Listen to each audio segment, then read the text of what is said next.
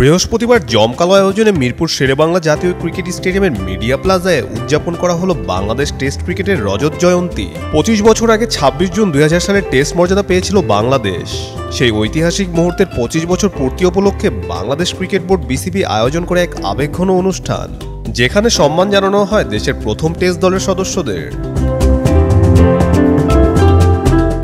2000 সালে নভেম্বরে ভারতের বিপক্ষে অভিষেক টেস্ট খেলেছিলেন যেসব ক্রিকেটার, তাদের 16 জনকে আমন্ত্রণ জানানো হলেও নানা কারণে উপস্থিত থাকতে পারেননি অধিনায়ক নাইমুর রহমান দুর্জয়, সহ অধিনায়ক আকরাম খান, উইকেটরক্ষক খালেদ মাসুদ পাইলট, পেসার মঞ্জুরুল ইসলাম এবং আল শাহরিয়ার রোকন। তবে বাকি 11 ক্রিকেটার সেই সময়ের কোচ সারোয়ার ইমরান, ম্যানেজার আজিজ আল কায়সার টিটোকে দেওয়া হয় সংবর্ধনা, সম্মাননা, ক্রেস্ট ও বটল গ্রিন ব্লেজার।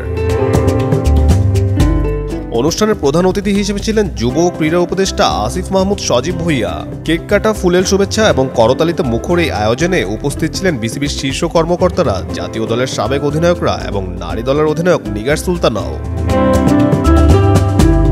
অনুষ্ঠানের শুরুতে স্বাগত বক্তব্য দেন বিসিবি সভাপতি ও বাংলাদেশের অভিষেক টেস্টের সেঞ্চুরিয়ান আমিনুল ইসলাম বুলবুল। আর প্রধান অতিথির বক্তব্যে উঠে আসে ক্রিকেটের পথচলা, গর্ব ও ভবিষ্যৎ স্বপ্নের কথা। রজত জয়ন্তীর মূল উৎসব হোম অফ ক্রিকেটে হলেও দেশের বিভাগীয় শহরগুলোতে আগে থেকেই চলছিল নানা আয়োজন। কিন্তু গতকালকের অনুষ্ঠানটি ছিল স্মৃতি, সম্মান আর গর্বের মিলন মেলা, যা স্মরণ করিয়ে দিল কেমন করে একদল স্বপ্নবাজ ক্রিকেটার টেস্ট ক্রিকেটের ইতিহাসে লিখে দিয়েছিলেন লাল সবুজের নাম।